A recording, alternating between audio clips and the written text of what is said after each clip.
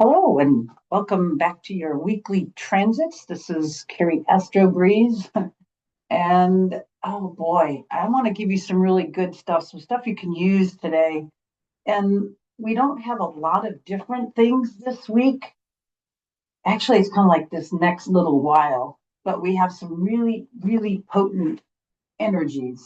And if you see the screen here, the very top of the screen, we see a lineup of planets in Capricorn.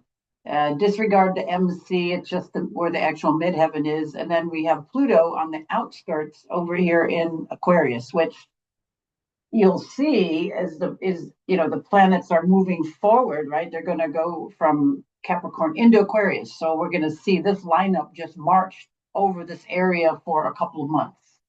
So I want to give you that big picture. And these are all the inner planets. We have the sun right here. And then on either side of the sun right now, there's Mercury behind it. There's Venus conjuncting it today. It's Cazimi today, which means in the heart of the sun, where it's just combust. It's right. It's like, I think it's within, I think it's like, oh God, less than a degree or from like a degree to less. I forget the exact amount, but it's like right there. And then 1 degree more, we have Mars at 17 degrees. So we can see this whole lineup. This is very, very interesting. This is a real tight conjunction for the next few days. And actually, that's kind of been in. I'm going to go back a few days. I want you to just keep your eye on these three. Mercury is going to come in soon, but I just want you to watch this. And then I'm going to go over after I show you this. I want you to notice a couple things, and then I'm going to go over where all of this is in everybody's chart, just so you can see, because we really just have this confluence of Capricorn energy, this feminine cardinal earth energy. Okay, so feminine, you wouldn't think so, with like a Capricorn kind of things, but it is, and I'm going to get into that a little bit more and define that. But it is, it's feminine, it's inward, it's cardinal, which means it's outward, it's striving, it's moving, and it's earth, which means it's grounded. So we have a confluence of all of that energy, which we call Capricorn. So that is okay. I'm going to give you one more little heads up of things we've got going on, and then I'm going to kind of make it more individual, but I think you'll get the gist of it anyway. All of this energy is going to be here for a little bit. You can see like the sun moves a degree a day. Mars and Venus are more or less around that amount, but based on how fast they're moving and if they're getting close to retrograde or not. But we have all of this confluence together. And just one other thing while I'm talking about this big conjunction, which I'll dissect in a minute, but this is all conjuncting. Okay, imagine you're on Earth and just kind of lift yourself up from Earth on the other side of the sun. Okay, so here, just imagine you're on Earth and just like wherever you're at right now, just like kind of close your eyes and just kind of come up and just think that the sun is in front of you. Just close your eyes. Think sun, you're rising up over the horizon and you see the sun in front of you. Now, on the other side of the sun is where the conjunction is occurring. So, and while we're there, okay, like just go 180, turn your body 180 degrees and look the other direction, and you're going to see Jupiter. Okay, now that's going to be lined up right now. It's all in a line, and now that because it's on the other side of the sun, it's opposing. So I want you just to see that now. Open your eyes and look back at the chart. You'll see the sun here, and then our viewpoint. Well, we're just going to say it's here in the center. And then on the other side of us, this way on the bottom is Jupiter. So there's Jupiter and then its opposition, right? So we were just like right here, and Earth just rose up and look at that. I have solar scope, and I'm gonna get into it's one of my New Year's resolutions is to show you some of this 3D mapping from space, and we can see these in from a 3D point of view, from Earth's point of view or from the sun's point of view, and see these lined up. Fascinating to see it that way, but nonetheless, today we're going to get the gist of this. So this whole lineup, okay, so we have all of these personal planets: sun, Venus, Mars, and soon Mercury going to be all conjuncting the sun. Mercury's close, but it's not as close as the other two. And again, they're all behind the sun and they're all opposing Jupiter. They're going to get closer and closer. You can see Jupiter down here is at 20 degrees, and then we have it the span from 17 to 7. All right, so just check this out a second. Let me just go back a couple days and just watch how they ride together, and then look at how Venus is going to be gaining speed. She's going to go over the sun and then catch up here with Mars. Just watch that. Keep your eyes on that. And right there, it's today, she passes the sun. And then there she passes Mars. But look at, they're at 17 tomorrow, all at 17. And then at Thursday, all at 18. Did you see that? Okay, let me just go back because it's so unique. I don't know what it's jumping. It's just I'm trying to set a whole sign. But anyway, you see them all like today, we're moving into, 16, 16, 17. Right? You can see that. So the sun and Venus are moving a little faster than Mars. Venus just went over today. So look at, there it is. Okay. So this morning it's 15, 15, 16. Look how they're riding together. And then they're all at 17 on Wednesday and all at 18 on Thursday. And then Venus moves on ahead. First one then to oppose, look at Venus on Friday now, first one to oppose Jupiter. Okay. And then you can see Mars and the sun, or sun and then Mars, will be the next day. They're about the same speed. So on Saturday, so then they will oppose Jupiter.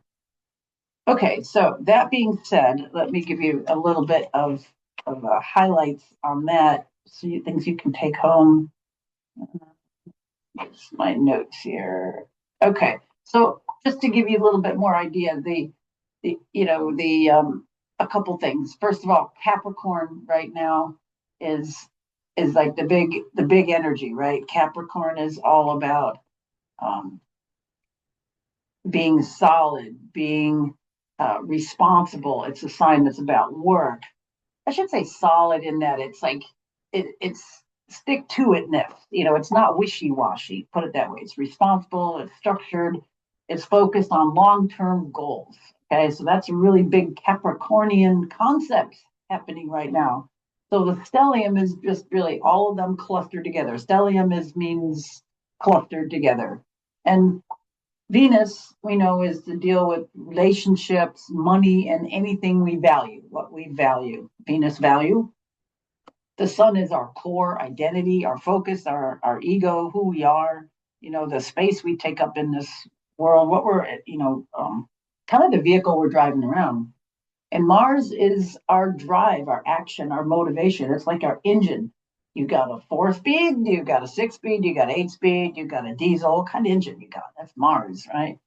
And then Mercury is our mind, our communication, our decisions. So that being said, what I want you to think about, actually a couple things. Let me get it where you can see what I'm going to talk about here. Get it all lined up for you. All right. So what I want to you to imagine is, let's just go back. Okay, we don't want you to see. I'll keep it all up on top. Okay, so we're gonna look at this. If you are an Aries rising, okay, or if you have strong, well, it will have overtones of this Aries energy, whether you have Aries sun, moon, or rising. But I'm showing you this at a certain theme. Okay, if you have Aries rising, that's going to put the Capricorn stellium in your 10th house.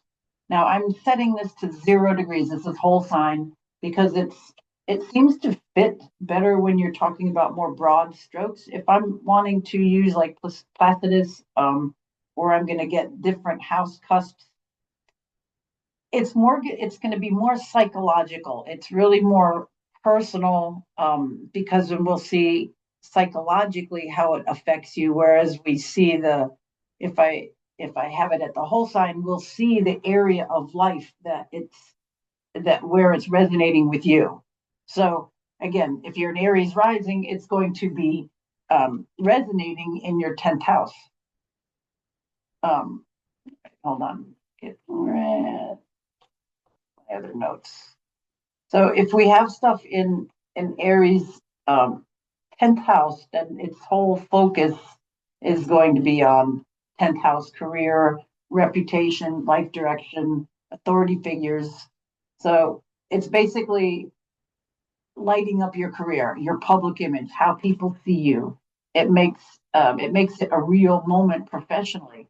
You may feel pushed to define your goals or take on more responsibility or step into a leadership role.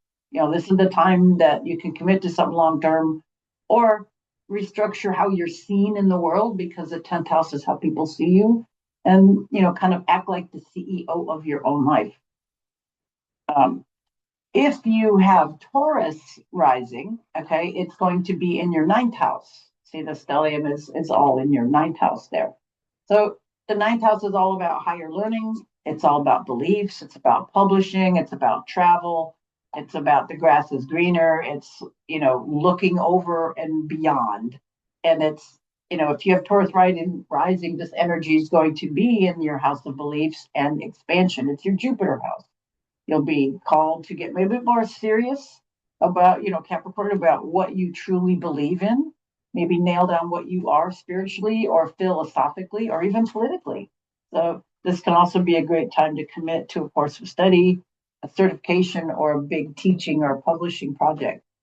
Other things are like long distance travel, might have a purpose, and it might not always be driving. You might have long distance travel through the internet, or other ways, and not just like a pleasure, but it could be like a pilgrimage, something that you're going to reach out for.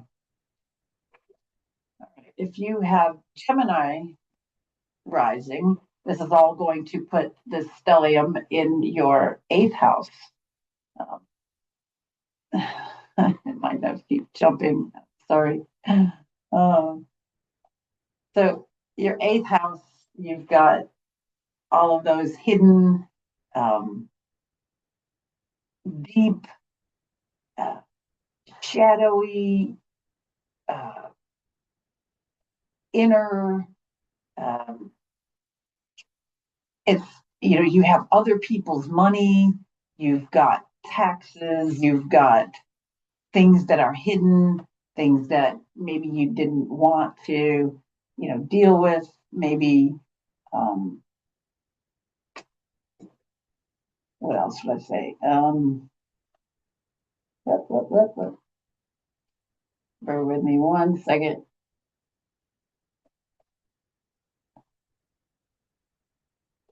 I'm losing my stuff here. Okay. All right, what else I wanted to tell you about that? Okay, I mentioned everything there. This flipped. So if all of this is in your 8th house, this is the spot where there's a lot of deep transforming. This is where we've got a lot of inner work, your intimacy, your psychological work, anything that you have to share your finances with, any debts, any hidden scorpionic kinds of energies. And with the Gemini rising, this is like the 8th house of the shared resources and deep transforming. It could be like loans or inheritances or your partner's money. And emotionally, this is what I was looking for. Emotionally, it really makes this, it kind of makes you have to squirt out being, dealing with maturity around intimacy and trust. This is the kind of the harder thing. It might be like cutting cords, renegotiating agreements, all of those contract kinds of things. So it's inner work, serious work. It's about facing what you've been avoiding and taking responsibility for your energetic and financial entanglements. Fun stuff, right? And then we've got, there it is, Cancer. Cancer rising, and that puts all of that Capricorn energy in the 7th house of partnerships. It's got your romantic partnerships, your business partnerships, your clients, people that you deal with, a little bit more back and forth. I mean, it could be online, it could be it's not a group, it's more of the one-on-one, so it could be any kind of like a one-on-one type of thing, and it's making the cancer rising people have to think about how they deal with others, relationships. um, it's the most serious kind of focus because we have to deal with that all the time. You might be thinking about committing more deeply, redefining or defining a relationship, or recognizing where a partnership has reached its limit. That's the hard part, huh? You could be being asked to create, to show up like an adult in your one-on-one connections, and have maybe clear communications, firm boundaries, and a realistic look at what's working with people and what isn't. If you're Leo rising, get it. Leo rising puts all this in the sixth house of work, health, habits, and service. Oh, fun! it activates duty, work, and routines, and it's like prime time to streamline your schedule. Put that Saturn energy into cleaning up your, where you waste time. Maybe upgrade to healthy habits. Get seriously organized. Maybe you take on more extra responsibilities at work, right? Sixth house, or you decide to maybe refine what you do. I think it's important to pay attention to your body because it's the house of health, and it's asking for consistency. Capricorn, sustainable routines, not a dramatic off. I'll just do this one time. I had carrot juice once, kind of a thing. All right, moving on. Virgo, it puts this into the fifth house. This is a little bit more interesting. It's your creativity, it's children, it's romance, it's pleasure. And the Virgo rising and the Capricorn, I mean, that's a trine energy. So in the fifth house, it's kind of nice. It's more creative and joy.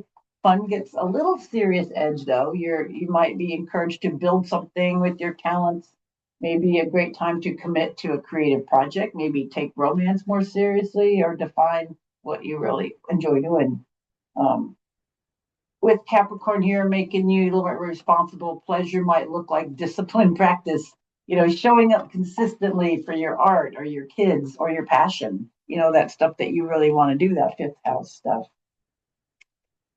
If you have a Libra rising, that's going to put all that in your fourth house. So the emphasis is going to be more on home, family, roots, emotional foundations. And, being rooted in the fourth house of home and family, you might want to restructure your living situation, uh, take on a new responsibility with family, or doing some kind of serious work around your own emotional foundations. It might be a powerful time to be rooted, to be grounded, to get into grounding. Maybe do home repairs, anything to do with moving, setting boundaries, maybe with relatives, or redefining what home means for you in the long run. Something I've been working on a lot. My day job. I'm a natural doctor. Um, Looking at ways of helping people to heal. And one of the things I've been really excited about lately is, we want to create or help people create a home healing sanctuary, a little spot anywhere that you kind of dedicate to heal. It's like, when you go there, it could be a chair by the window. It could be, um, someplace that you can be a bit more in tune. Um, you can lie down, you can meditate, you can um, get into, you can have your essential oils, you can have the grounding mat, you can have infrared light, maybe one of our frequency devices. It's just a place that your body can recharge and your nervous system can get it. And I think it's really important for everybody, but definitely people that, some of the cancer, the people that are heavily cancer, the heavily Libra, definitely need something more like that right now to work at. And Capricorn, because it's hitting on you, it's intense. It could be good or bad. It's just more intense. All right, moving on to Scorpio. Scorpio is going to put it in the third house. There's more communications, learning, local environment, siblings, neighbors, neighbor communications, all that stuff. And um, a lot of this is focused on the mind and communication. Your words carry a lot of weight, and being the Scorpio mind, rising, your words can be very sharp. So be careful with how you say things. Um, you might be more focused on writing or teaching or studying or structuring ideas into something more tangible, like a course or a program or a book. Also, could be a time to get practical about your relationships, like the tech you use, your local commitments. Conversations with siblings or neighbors might turn more serious or business-like. And Sagittarius rising will have the stellium mostly in their second house of income, material resources, self-worth, and values. And as it moves through this house of money and self-worth, it's about getting real with your finances, your budgets, your earnings, your savings, your long-term security. It's like a moment of truth around your value. Are you pricing yourself fairly? Are you living in alignment with what you truly value? Committing, practical steps that support your stability rather than quick risks, and clearing up a lot of the fiscal things that have been hanging around, and that second house energy. All right. And the Capricorn rising will put that all in their first house. And it's like, the body, the identity, the personal direction. And here, it may be like a reboot of your identity. How do you show up? How do you look? How do you move through the world? You may feel pressure to take life more seriously, but this is about also your chance to reset goals, refine your image, and make bold long-term decisions about who you're becoming. Your actions set the tone for what you do next. All right.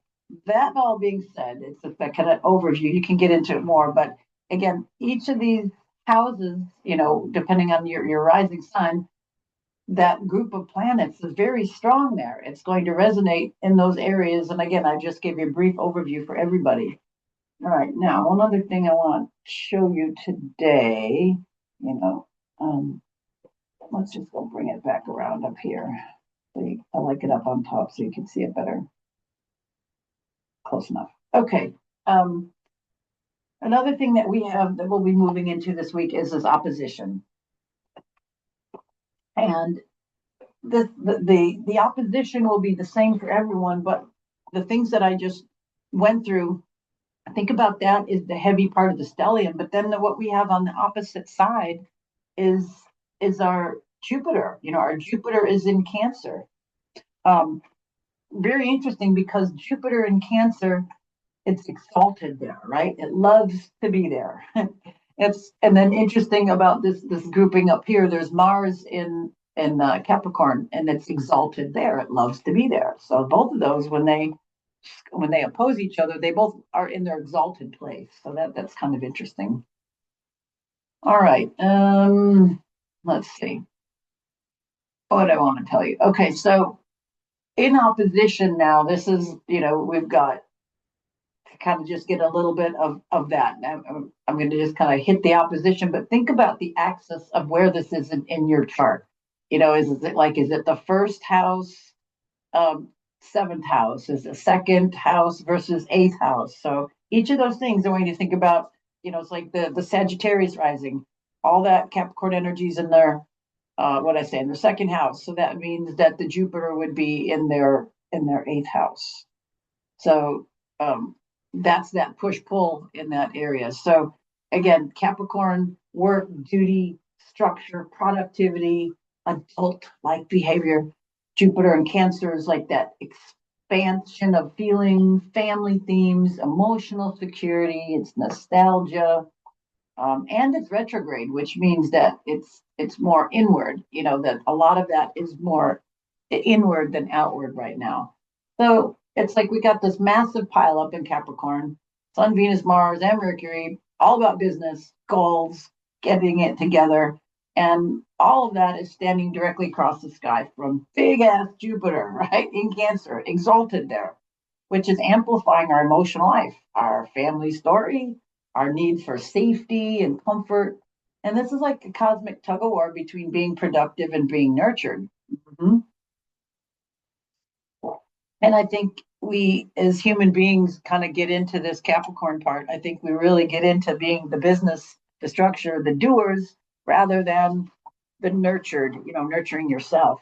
This energy like this, to me, it's kind of like both the doctor and the nurse. You got to have both in healing. You got to have the over, seer. You got to have the person that's got to do the fix and the hard work. But then you need the follow up. You need the care. You need the nursing. You need the nourishment. You can't just stitch up a wound without caring for it, cleaning it, dabbing it off, keeping it clean. It's like it's two part of the story. It's part of this push pull that we have. So, public life, Capricorn, private life, Cancer, work and responsibility versus home and family and emotional care, logic and strategy versus intuition and feeling. So, we've got, we're stretched between career demands, family needs. There could be a sense of like, if I slow down and feel, I'll fall behind. If I keep pushing, I'll emotionally burn out. Oh no, what do I do?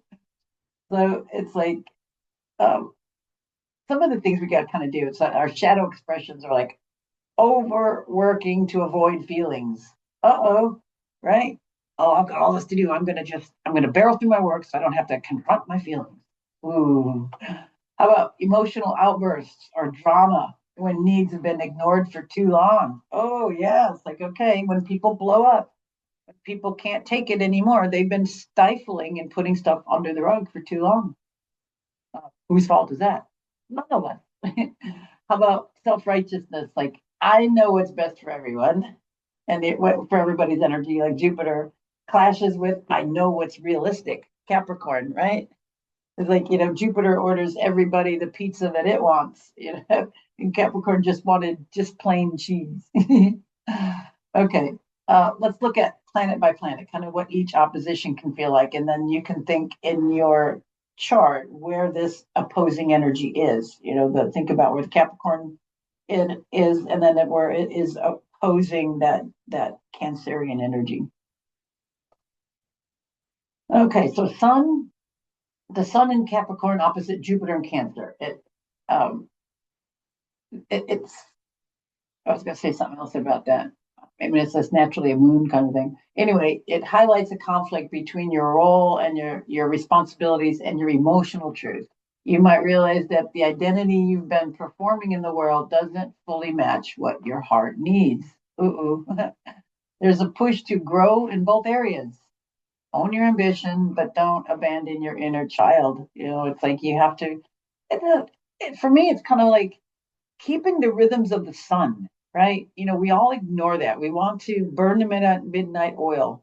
Like, do the daylight stuff during the day, do the sun work and during the day. That's masculine. You've got light, energy, time, push through it during the day. And at night, nurture yourself, take the bath, do the essential oils, get that nurturing blanket, sit by a fire, curl up by a book, have a cup of tea, sit in a nice Epsom salt tub, dim the lights, don't have too much hyperstimulation, get into what your heart needs, um, have time for your emotional truth, doing a little bit of shadow work, yeah, that kind of stuff. Okay. Venus now. That's where, this is interesting, when they oppose. It could also be like a, a big, that's like both benefics, right? We got love, money, and comfort. So, but Venus in Capricorn is, a little bit more constricted, opposing Jupiter and Cancer. It can, exaggerate things in themes in love and money. On one side, Venus in Capricorn wants loyalty, stability, long-term value. On the other hand, Jupiter in Cancer craves warmth and closeness and emotional generosity. And it can look like overgiving to the family and overspending for comfort, or swinging between being very controlled and very indulgent, right? It's like, okay, I'm going to fast all week and then I'm going to pig out. It's like, no, no, no, no, no. Not the best plan. So better angles would be like, you know, in your relationships, like commitment versus emotional caretaking, or in money, it's like strict budgeting versus I deserve this treat energy, right? It's got to be a little more give and take. It's like strict budgeting, um, creates the need to have something that you go off the rails with. Values, say like success and status versus emotional fulfillment. You can't just push so much to get success and status that you just burn out. You're just, by the time you attain it, it's like it's hollow and shallow. So it's like creating the balance in all of these areas, relationship, again, money, values, all those Venus things, all those Venus areas.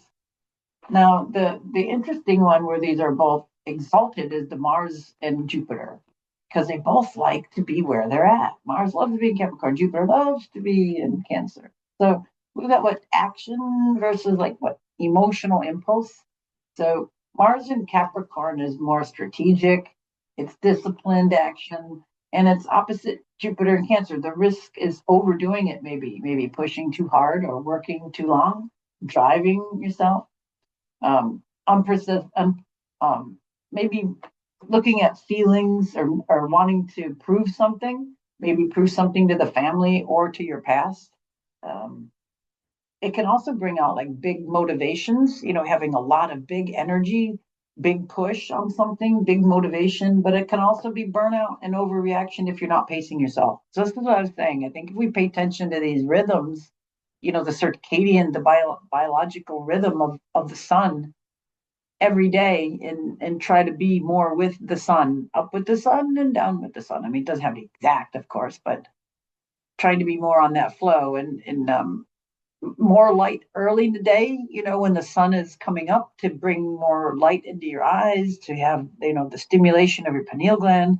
And, if you can get out in the sun and see the sun and see the sunrise and get that sun nectar, drinking in, that's ideal. Then it just creates so much, a whole good biochemical flood of positive hormones. Your body can make melatonin early in the day. It makes it to use later at night. So anyway, and then down with the sun, dimmer lighting as the days get, sunsets. And I feel in the wintertime, at least, northern hemisphere, I should say, in the wintertime, we should sleep more because there's more hours of night. And in the summer, we should sleep less because there's more hours of things to do. All right. So that we have the last one. I mean, this isn't quite in this right now, but it will come up quick. Mercury. So Mercury opposite Jupiter. This is a couple of things. This is like thought, Mercury, in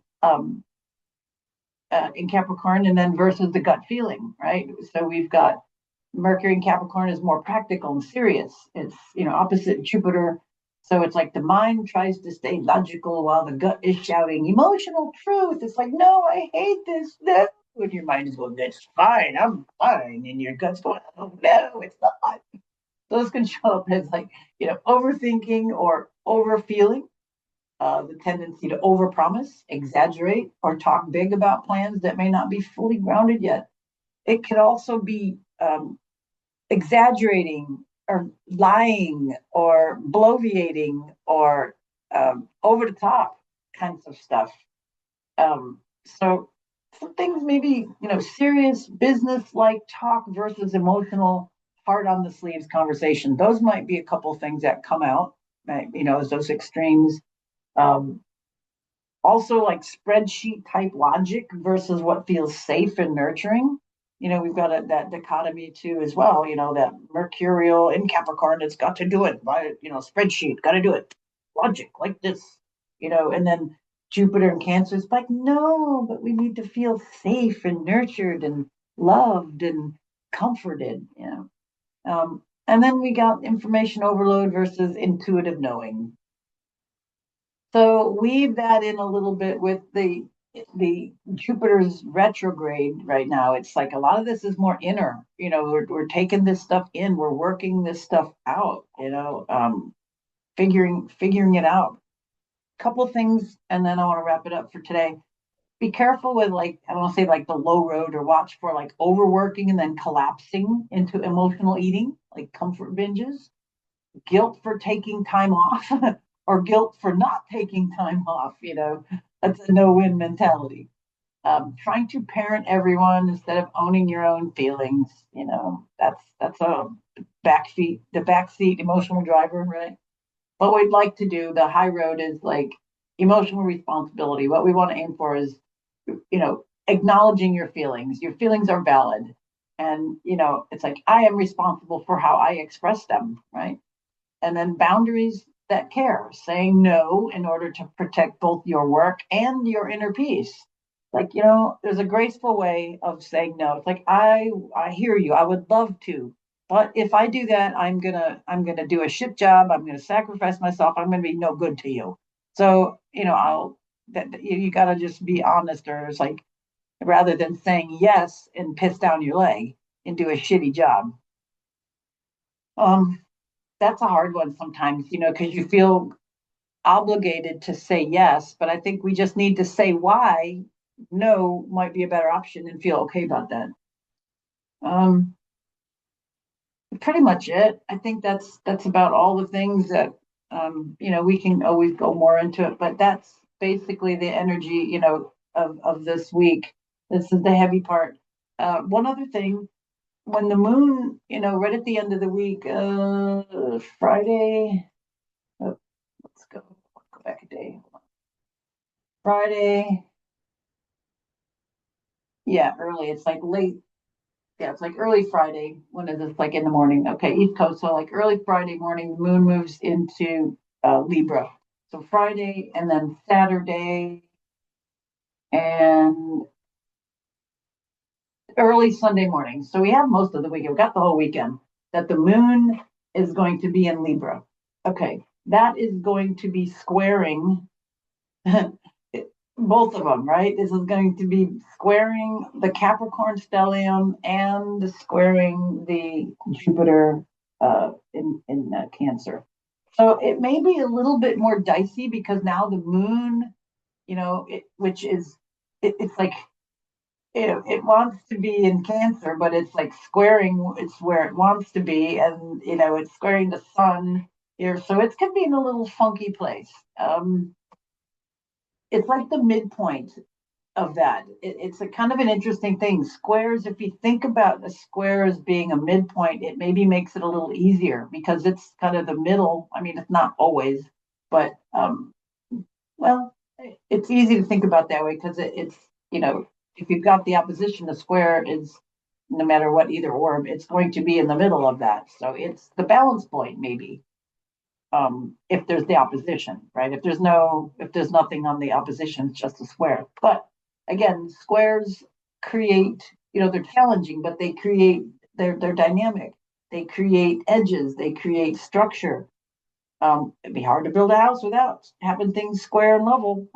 I want my foundation level, man. I don't want it rolling down the hill. um, mhm. Okay, that being said, the moon might be making a little bit more emotional tension. Let's put it that way, and it's in Libra. But here's a little weird, just astrology kind of always is kind of strange. The ruler of Capricorn is Saturn, and Saturn likes to be in Libra. It's exalted in Libra, so it has that Libran type of energy overtone. So if you think about fairness and the balance point between these extremes, what let yourself be led by your emotions. It's like, does this feel right to me? And if it doesn't, then that you need to listen to that. And then if you choose to override it, you just have to know that and to take responsibility for it. If you choose to overwork, you got to deal with the burnout. Okay. That being said, it's a very dynamic, interesting energy. And then one more thing, this whole group is going to march into Aquarius. So this is, we could look at the next house, next in a few weeks as they start moving in. It's going to be in the next area for you. So that part of the chart, that part of your chart is going to be energized, those couple of houses. But Jupiter's still staying in Cancer for now. It will move into Leo this year, but right now it's still in Cancer. Okay, that was a lot, but this is kind of like going to be in progress for not only the week, but it's like this time of year right now. We've got this whole energy. All right, thank you for being here. More to follow. Let's talk to you next time. Bye for now.